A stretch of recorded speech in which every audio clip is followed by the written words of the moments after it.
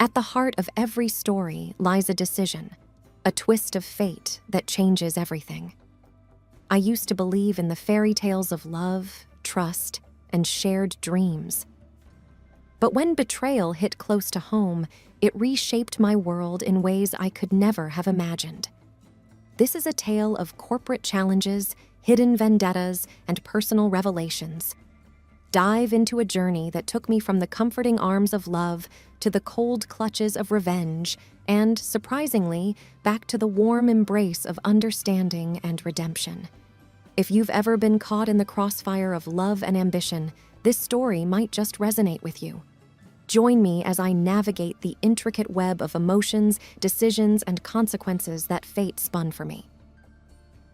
My name is Hannah, and this is my story. The morning the betrayal came to light started innocuously enough.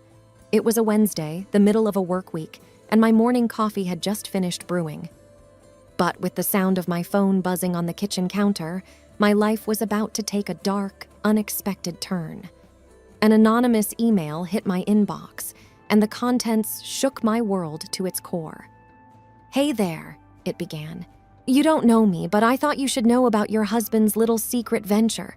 Check the attachments." Curiosity piqued. My fingers trembled as I clicked open the attached documents.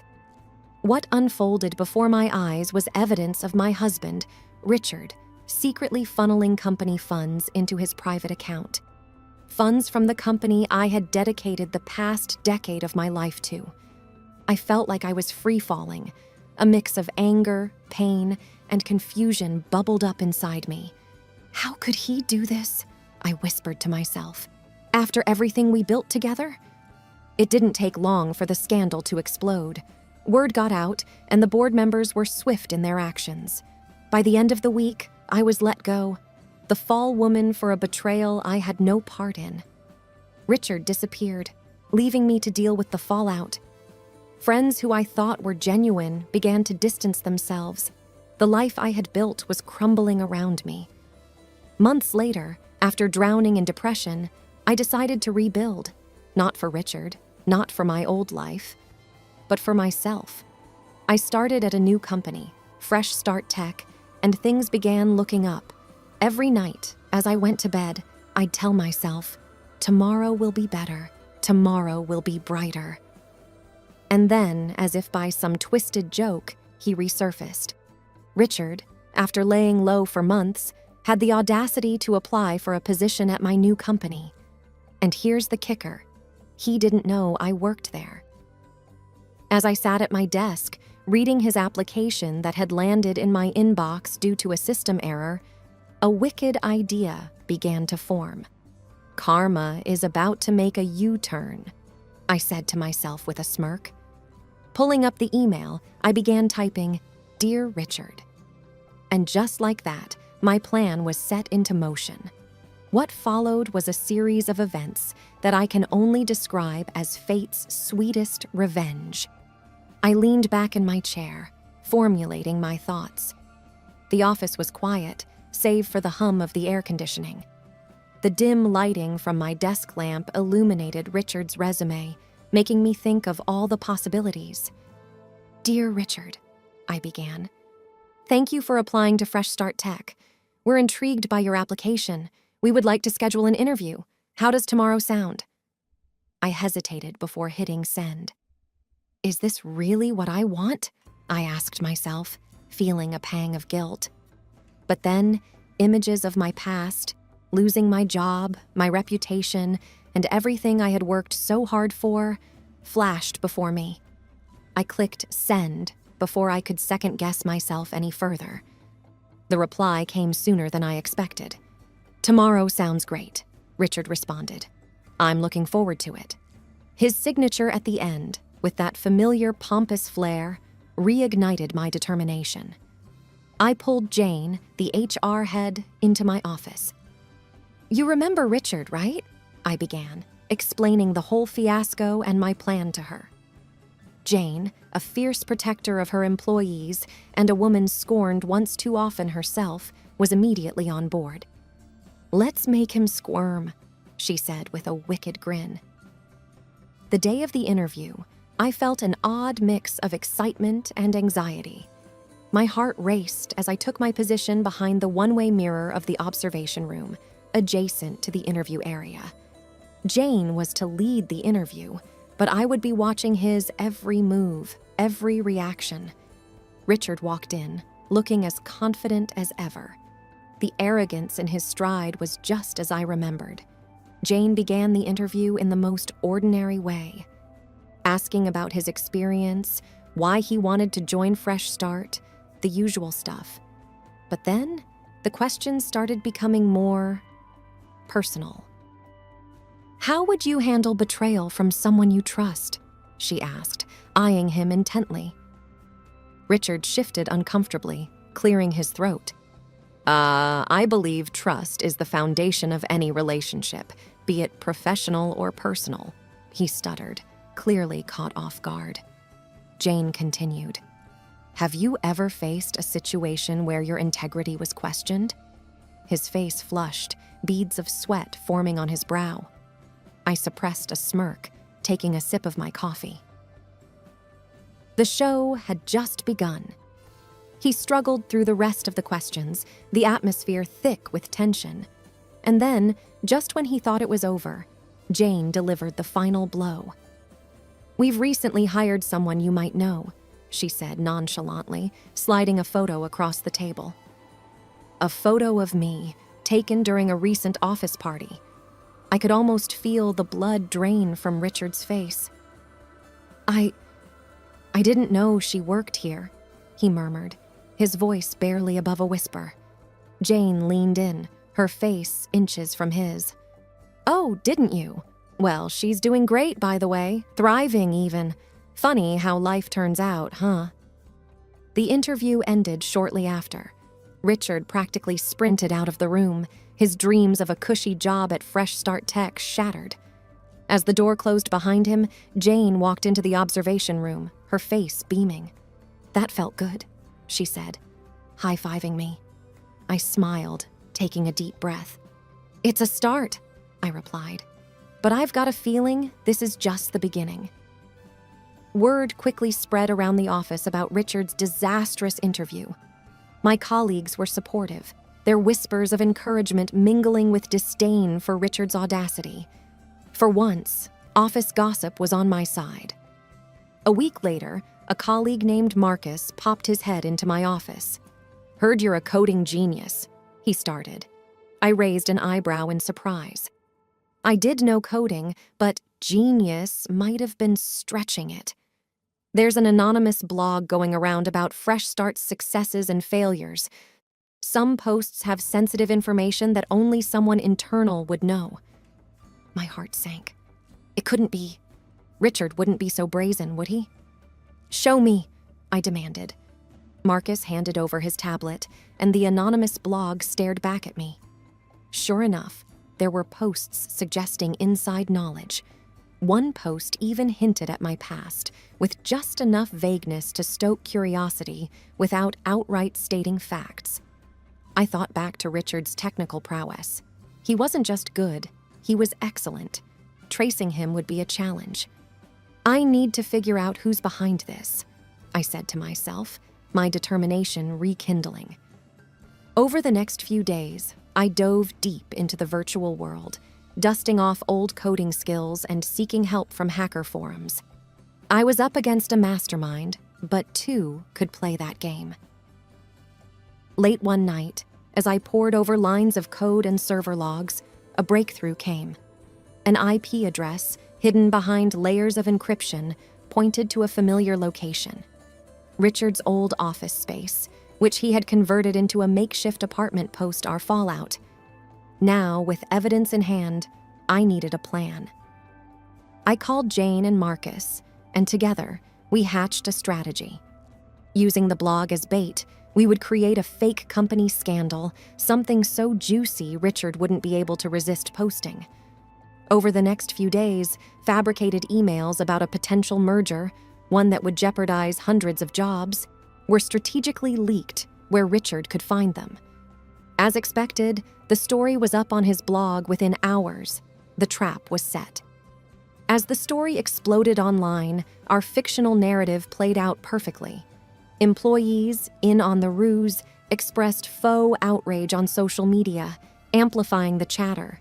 Every local news outlet was talking about the upcoming merger at Fresh Start Tech. By now, Richard was probably reveling in his perceived success, believing he had inflicted maximal damage. But our team was only getting started.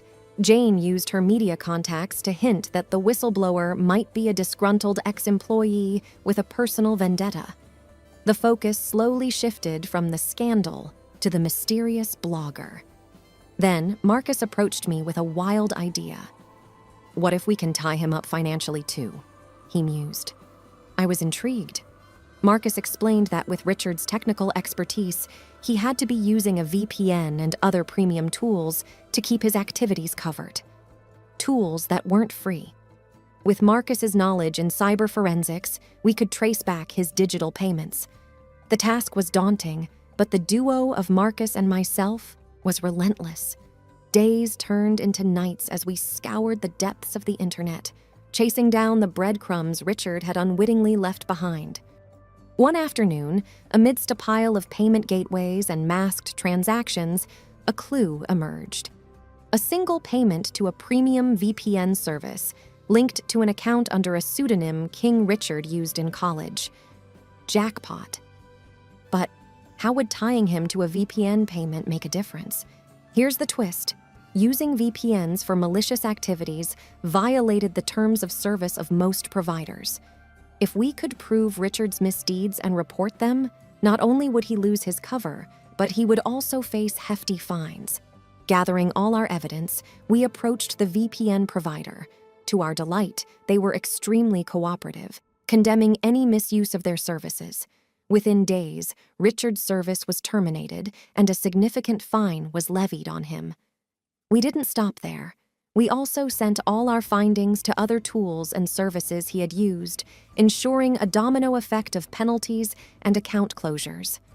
Meanwhile, the fake company scandal had served its purpose. The media had grown suspicious, and when no concrete proof of the merger surfaced, they realized they'd been played. Articles began popping up, discrediting the mysterious blogger and his dubious sources. Feeling the heat, Richard finally posted a retraction on his blow, apologizing for spreading misinformation. However, the damage to his credibility was done. His reputation as a reliable source was in tatters. One evening, as I relaxed in my living room, a soft chime alerted me to a new email. The sender, Richard, the content, an apology. He wrote about his regret, his realization of the harm he'd caused, and his desire to make amends. I sat there for a long while, staring at the sincere words on the screen. Part of me wanted to gloat, to revel in the satisfaction of my revenge. But another part, a part I had tried to suppress, remembered the love we once shared. Torn between past emotions and the pain of betrayal, I finally typed a short response. Apology noted. Fresh Start Tech began to flourish in the weeks that followed. Our fake scandal not only brought us into the limelight, but inadvertently acted as free publicity. Applications poured in, sales skyrocketed, and morale around the office was at an all-time high. Yet, amidst the booming success, I couldn't help but feel a void, an emptiness that no amount of professional triumph could fill. After one particularly draining day, I found myself driving aimlessly through the city, lost in thought. The bright city lights, the buzz of traffic, and the distant hum of nightlife created a mesmerizing atmosphere. As I drove, my car seemed to have a mind of its own, guiding me to a familiar location, the coffee shop where Richard and I first met. The place held so many memories, from nervous first date jitters to late-night conversations, planning our future together. Walking in felt like stepping into a time capsule. The same vintage decor, the faint aroma of freshly brewed coffee, and a soft jazz number playing in the background transported me to a happier time. I found a secluded booth at the back and ordered our usual 2 cappuccinos with a hint of cinnamon. As I sipped my drink, the past played before my eyes. I remembered the good times, the dreams we built, and the life we once envisioned. But the lingering taste of betrayal overshadowed all the sweet memories. Lost in thought, I almost didn't notice him. Richard, sitting a few booths away, his face buried in a book. Our eyes met, and for a moment, time seemed to stand still. No words were exchanged, but a million emotions flitted across both our faces. Taking a deep breath, I walked over. "Mind if I join you?" I asked hesitantly. He looked up, surprise evident in his eyes, but he nodded. The conversation that followed was a roller coaster. We laughed, cried, reminisced, and confronted our demons. Richard explained his spiral into deceit, driven by a misguided desire to protect our future. He spoke of his guilt, his nights haunted by remorse, and the realization that he had destroyed the very thing he aimed to safeguard. I listened, my heart warring between anger and empathy. "Why come back? Why apply to fresh start?" I finally asked. He sighed. "It was a desperate attempt to correct my mistakes, to be close to you again. But I realize now that some bridges, once burned, can't be rebuilt." The hours flew by, and as dawn approached, a new understanding formed between us. We may not have a future together, but we could find closure and move on with our lives. Before parting ways, Richard handed me an envelope. "I sold some assets," he began. "This is to cover the funds I misused. It's not much, but it's a start." Opening the envelope, I found a check and a letter detailing his plan to repay every single cent he had taken, even if it took him a lifetime. As I walked away from the coffee shop, the weight on my shoulders felt lighter. The chapter with Richard might be closed, but a new chapter was waiting to be written. Life at Fresh Start Tech progressed at a rapid pace. My revenge plot and the emotional rendezvous at the coffee shop seemed like distant memories. Yet, subtle changes became evident in the way I approached work and relationships. Jane noticed first. "You've changed," she observed one day. "Not in a bad way, just different." She was right. The ordeal with Richard had inadvertently taught me the value of forgiveness and the impermanence of grudges. As weeks turned to months, an exciting project landed on our table. Fresh Start Tech had been approached by a nonprofit to develop a software solution for underprivileged children to gain access to quality education. The stakes were high, but so was the potential impact. I threw myself into the project, channeling all my energy and focus. My personal experiences had taught me the importance of second chances, and I was determined to provide one to these children. One evening, while brainstorming ideas with the team, Marcus made a surprising suggestion. "Why not involve Richard? He has the skill set we need." I was taken aback. Trusting Richard professionally after everything felt risky. But then, the memory of our conversation at the coffee shop and his genuine remorse surfaced. The next day, I found myself dialing Richard's number, an action I hadn't anticipated. His voice on the other end sounded surprised but hopeful. Explaining the project, I offered him a consulting role. He accepted without hesitation. "Thank you," he murmured, the gratitude evident in his tone. The project was a whirlwind.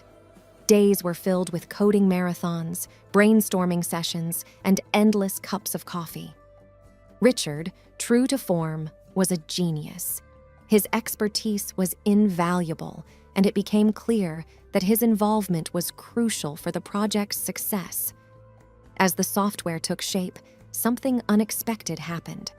The walls between Richard and me, constructed from pain and mistrust, began to crumble.